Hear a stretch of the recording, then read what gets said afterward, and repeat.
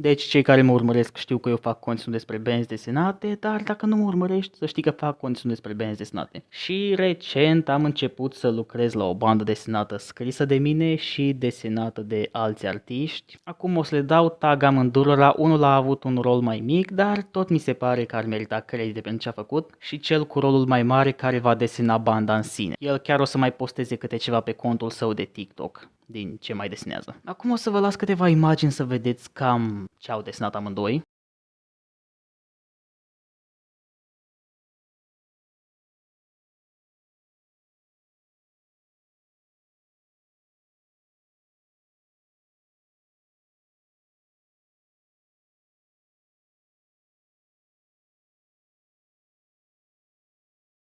Aș putea să vă spun despre ce e povestea, căci povestea e gata, dar nu vreau. Oricum, la ce personaje apar bănuiesc că poate vă veți da puțin seama, dar oricum nu vă spun. Când va apărea, nu știu, aș spera că poate până la începutul verii, dacă nu măcar până la sfârșitul ei, pentru că țineți minte, suntem începători în a crea benzi desenate, adică literalmente, dacă ar fi să o iau logic, eu sunt un scriitor începător, ei artiști începători, suntem începători. Și nu am idee cu ce editură vom colabora să o publicăm. Mai e drum lung până acolo și sperăm să o scoatem la capăt. Și dacă o scoatem la capăt, sperăm că vă va plăcea celor care o veți cumpăra. Dar hei, poate voi mai reveni cu update-uri.